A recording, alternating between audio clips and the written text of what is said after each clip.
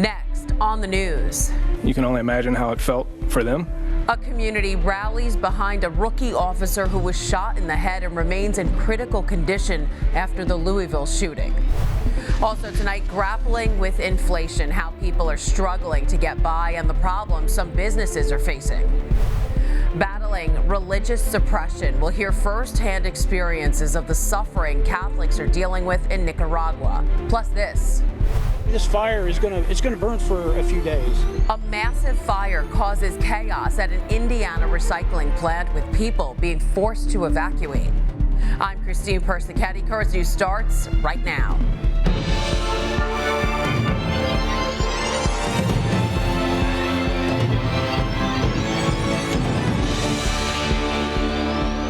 Remembering the victims, a growing memorial and prayers for the 5 people gunned down at that Kentucky bank. While at a nearby hospital, the rookie cop who responded to the Louisville shooting is fighting for his life. On the job for just days and shot only seconds after arriving on the scene Monday morning. The officer's body cam footage was just released. A warning, some of the video may be disturbing. Stop right here. Gunfire rings out almost immediately as Louisville police pull up to the mass shooting at Old National Bank on Monday morning. The department released body cam footage worn by the 2 officers shot while responding to the attack. We're making entry from the east side. Footage shows rookie officer Nicholas Wilt running up the steps of the bank before being shot in the head. Police say the shooter was waiting for them. He then went to the front lobby and set up an ambush and waited for officers to respond. The 26-year-old rookie officer is used to putting his own safety aside to save others. He's also worked as a volunteer firefighter and a dispatcher at Oldham County EMS. His gear locker currently untouched, with his helmet and other equipment still in place. He's very much self-driven.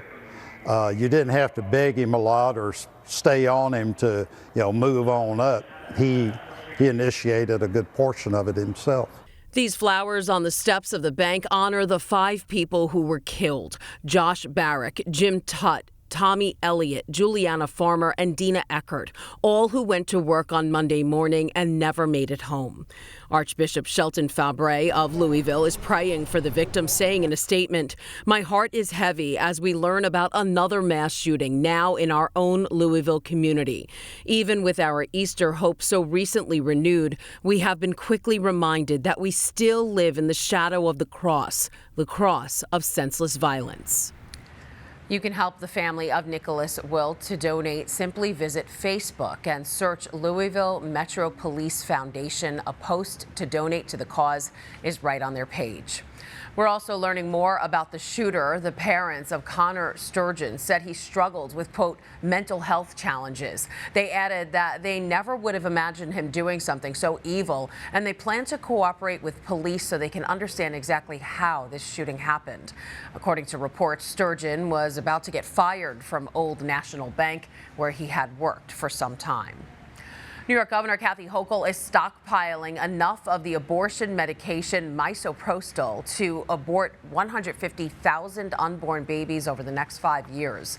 As other governors take the same steps, the New York State Catholic Conference is speaking out against Hochul. They said, quote, "New York continues to prioritize only one choice for vulnerable women, but abortion is not the only option. Women and babies deserve the full support of society, not just to survive, but to thrive." The White House is stepping up its efforts in the abortion battle. The administration is proposing new rules that will make it harder to seize someone's medical records in case someone seeks an abortion over state lines. On top of that, they're working on ways to ensure access to the abortion drug mifepristone. There is some good news to share on the matter. The number of legal abortions in the United States has dropped just over 6% since the Supreme Court ended the right to abortion last June. That's according to the Society of Family Planning. This statistic actually exceeds estimates some researchers were predicting. Inflation levels are cooling for the 9th month in a row. That's according to the Consumer Price Index released Wednesday morning. Of course, consumer prices are still high, increasing by 5% from a year ago. And numbers are still going up monthly. The CPI increasing by 0.1% from February. Still, it's better than the predictions. Economists expected the annual increase to reach 5.2% and the monthly gain to reach 0.2%. Still, that doesn't mean much for the people currently dealing with inflation. Take low-wage workers, for example. They're making more in hourly wages now than ever before, but they still can't even afford the food and drinks they serve. Vanessa Yurkovich explains. Valvin Nicholson works as a cook in a Manhattan skyscraper, but he lives here in Brooklyn in his mom's third-floor apartment because he says his wages aren't keeping up with rising costs. How old were you when you had your first job in the kitchen? 19, 20. Do you remember your first job, how much you made? 8 something. How much do you make now per hour? 23 and change. So the $23 that you make an hour now. It's not enough. It's not enough. You got to pay, car notes, and insurance is very expensive. Food and everything. Nicholson, originally from Jamaica, says his co-workers, many who are immigrants too, feel the same way. In their new contract with their employer Sodexo, a food service company, union workers are asking for a minimum of $20 an hour for everyone. Food service workers make about $14 an hour on average, and low-wage workers in other industries aren't far behind. Before the pandemic, it was high-income earners who typically saw the greatest wage gains compared to low-income earners. But during the pandemic, it was low-wage workers who saw the greatest gains, up 9% compared to 4.9% for the highest earners and just 2.4% for those in the middle. There are two factors driving increases in wages among low-wage workers. The first is minimum wage increases amongst a number of states, and also labor shortages. This is the industry table, one table held each night at 4 of Michelin star chef John Fraser's restaurants, exclusively for restaurant workers. They get 70% off the bill. So if I could put myself in the position of dishwasher, because I was one, there's no way that I could have afforded this restaurant on that salary. Do you think that some of your employees should be paid more? Should is a very difficult way to... Should if you could. Should if we could, of course. Yeah. Right. Said everyone, everywhere, all the time. But in order to make that happen, the consumer would have to pay more. Are you ready to pay $55 when you go out for a chicken? That was Vanessa Yurkovich reporting. The last raise Sodexo workers saw was 2 years ago, and it was 65 cents. Walter Reed National Medical Center is responding to suppression concerns. The center terminated its contract with a community of Franciscan priests, something the Archdiocese of Military Services called a glaring violation of hospitalized Catholics' rights. In a statement, Walter Reed instead says the contract merely expired and is under review. They also fought against the Archdiocese's assertion that Catholics are not being served, saying Walter Reed continues to provide religious, spiritual, and emotional care to our patients, staff, and beneficiaries. We currently have an ordained Catholic chaplain on staff who is continuing to provide all of our Catholic services for the hospital. In New York, the NYPD has announced it will deploy a new team of robotic crime fighters. Programmed to support public safety and deter crime, the 3 new high-tech robots are called K5, DigiDog, and Star Chase. K5 and Star Chase will launch as pilot programs, while DigiDog will be released immediately. And from crime-fighting robots to a musical priest, Father Tom Vasilati combined his 2 greatest loves, God and music, to play a concert for his parishioners that he hopes brought them closer to their faith. Ahead of the performance, Currents News' Jessica Easthope sat down with him and some other musicians to find out how the music deepens their faith. Bows, strings, keys, voices. Each part adds to a collective sound. In this case, it's the sound of a mother's unconditional love. It's called Stabat Mater, a Christian hymn to Mary, depicting her suffering at the foot of the cross during Jesus' crucifixion. The Marian devotion of it makes it more relatable, and also to combine it with the praying of the Stations of the Cross will be very meaningful, I think. Through these great geniuses who wrote this music, you're being carried into some deeper place. Providing the deepest pitch in the orchestra is Father Tom Vasilati on the bass. Father Tom is the pastor of Divine Mercy Parish, which includes St. Francis Paula Church in Williamsburg. He's also a classically trained musician and Juilliard graduate. God gives you gifts, and this guy has been in my life for a long time, and music has been part of my, and it still is. Father Tom and fellow Juilliard grad violinist Eric Grossman put this group together. On Friday, they'll perform this music at the church while parishioners pray the Stations of the Cross. Everything enhances what really needs to be communicated and makes it more vivid and deeper. Father Tom's love for music started long before he devoted his life to God. Now, it's part of that devotion.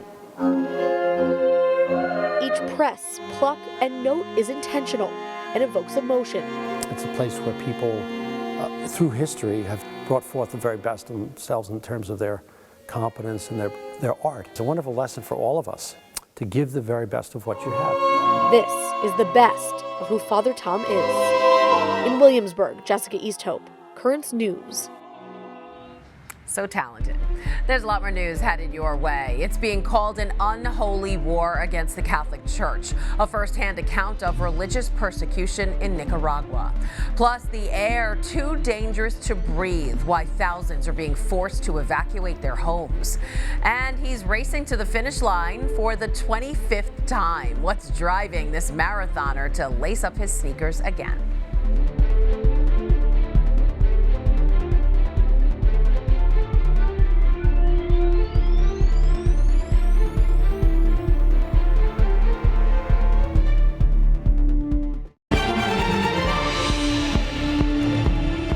New images from Nicaragua tonight showing the ongoing war on religion.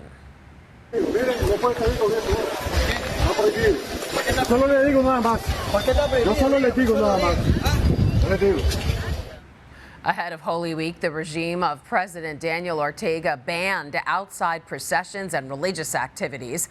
The newspaper Artículo 66 reports that despite the ban, Vice President Rosario Murillo has promoted parades with copied images of saints. They say that's because she aims to replace the church. What it does is set up replicas, and those replicas are the ones that go out to the public, to the different traditional routes that are done in these processions. That's what it's done. She has set it up that way, and she continues with criticism, talking about the priests and the church itself as demons. She wants to dictate the type of worship that has to be performed in Nicaragua, and it is practically a cult of her personality and thinking. This year, more than 3,000 Holy Week processions were banned. A journalist has been arrested for posting a Holy Week service online. Victor Takei was detained for live streaming an Easter celebration on April 5th for the Facebook page of a local news site he directs. There has been no word on what that service was, and the video has since been deleted. Someone who knows this war against the Catholic Church well, Felix Maradiaga. Just months ago, he was a political prisoner. Now he lives in exile in the United States, and he just testified to Congress about Nicaragua's atrocities. He joins us now. Hi, Felix. Hi, thank you for this opportunity to tell about the very serious situation of our church in Nicaragua. Absolutely. And Felix, you know firsthand of the suffering Catholics are experiencing there. It's been called an unholy war. What's the message you hope members of Congress received after your testimony? That in Nicaragua, there is repression and persecution of the religious community in Nicaragua, particularly the Catholic Church. There is religious persecution in Nicaragua, and the United States plays a very important role in the international community. We are asking not only Congress, but the administration to work together with the United Nations, for example, with a special rapporteur on religious freedom, to shed a light on what is happening in Nicaragua, and particularly to help us free Monsignor Rolando Alvarez, the Bishop of the Diocese of Matagalpa. Yeah, I mean, shed a little light on your experience. Why were you imprisoned, and how were you and other Catholics treated in prison? Well, in my case, I was part of a group of 5 presidential candidates that were running a primary election. Prior to that, in 2018, the Catholic Church played a major role in peace building in Nicaragua during the 2018 massive protest against the regime. So the Catholic Church tried to mediate the crisis. And of course, because of its strong stand in justice, because of its voice in human rights, the Catholic Church became a target for the Ortega administration. So in the first phase of repression, the Ortega regime put in prison hundreds of political prisoners and later started to persecute the church. 8 priests were in prison. 7 of them have already been released. But Monsignor Alvarez, who's a very strong voice on human rights in Nicaragua, has just been sentenced to 26 years in prison and placed at a maximum security prison in Nicaragua. Yeah, Bishop Alvarez, we've been reporting on his situation. He was accused of being a traitor to the homeland for criticizing the dictatorship of President Daniel Ortega. The bishop decided to stay in prison in Nicaragua instead of being freed and deported to the U.S. like you and hundreds of others. I know you're a friend of the bishop. Why do you think he stayed? Well, he stayed because there are other, at the time, 36 political prisoners left behind. He stayed because he was forced to accept that he was guilty of treason, and on moral grounds, he wouldn't accept any responsibilities. He simply exercised his pastoral role, speaking at his homilies about peace, about reconciliation, about freedom, about democracy, and also because the persecution of his church continues. So he stayed back in Nicaragua as an extraordinary example of nonviolence, using his own body, using his own principles, and putting himself at risk to raise global awareness about the very serious situation of human rights in Nicaragua. Do you believe that he's in danger right now? I do. Having been in that prison myself, I was at El Chipote prison, that's the way we call it in Nicaragua. He's at another prison under very similar circumstances, probably even worse, because the regime has been made very clear that they consider him a traitor to the nation, precisely because of his pastoral voice. He has spoken in his character as a bishop, but the regime considers him the main voice of the opposition. He's not a political opposition. Once again, Bishop Alvarez speaks truth to power, and that's why they don't like him. So what can people who are watching at home do to enact change in Nicaragua? First, let the world know what is Bishop Alvarez. Now, Catholics around the world, and also those non-Catholics who basically believe in human dignity, they can use their voice, their power to social media. Let the world know about what Bishop Alvarez. We're raising a global campaign through masses and prayer. So if you can talk to your parish and let your local parishioner, your local priest know about the situation of the church in Nicaragua, write to your local Congress asking for stronger targeted sanctions to the Nicaraguan regime because of religious persecution. Catholics are persecuted in Nicaragua, and we need to stop that. All right, Felix Maradiaga, Nicaraguan scholar and activist, thanks so much for joining us and sharing your story. Thank you so much. God bless you.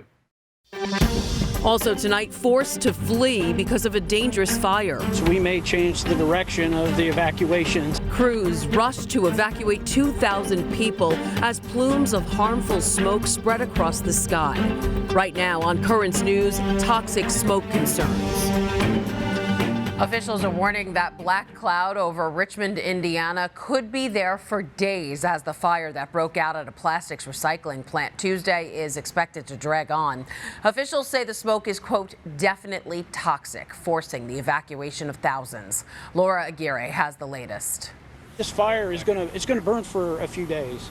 Burning recycling materials like plastic, causing a massive plume over Richmond, Indiana. A plume so large it was seen from space by this NOAA satellite. And it's one the state fire marshal calls definitely toxic. These are very fine particles, and if they're breathed in, can cause all kinds of respiratory problems. Burning of the eyes, tightening of the chest. It could aggravate asthma, could cause bronchitis and all kinds of things. We've also activated our air monitoring assets as well to be sure that we understand what those air quality implications are. While the exact cause is under investigation, city leaders placed the blame squarely on the recycling plant's owner. This business owner had previously been cited by our Unsafe Building Commission and given an order to clean up the property. That order was ignored. The mayor says they took that unsafe building order to court, where it was upheld. And they say there's been several attempts to force the plant's owner to clean up the property. This person has been negligent and irresponsible, and it's led to putting a lot of people in danger today. Those same people now waiting for word on if it's safe to breathe easy in their neighborhoods. We've been on site since the beginning, and we're going to stay there until we can assure that this community is not seeing any threats from the air quality implications here. Laura Aguirre, Currents News. Currents News has reached out to the Archdiocese of Indianapolis about the fire. They say they do have a parish in Richmond, St. Elizabeth Ann Seton Church, and their parish school is closed today as a precaution. Their shepherd, Archbishop Charles Thompson, also released this statement saying the Archdiocese is in touch with the local pastor in Richmond, offering whatever assistance that might be needed.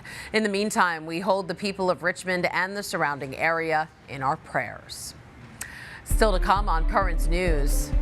If God willing, I'm in good shape to do it, I'm not stopping. The Ironman of the Boston Marathon, how one runner has turned the annual event into a yearly tradition. Do you have a story idea or want to share a tip? Email us at newstips@desalesmedia.org or call our 24-hour number, 718-517-3122. We'll be right back.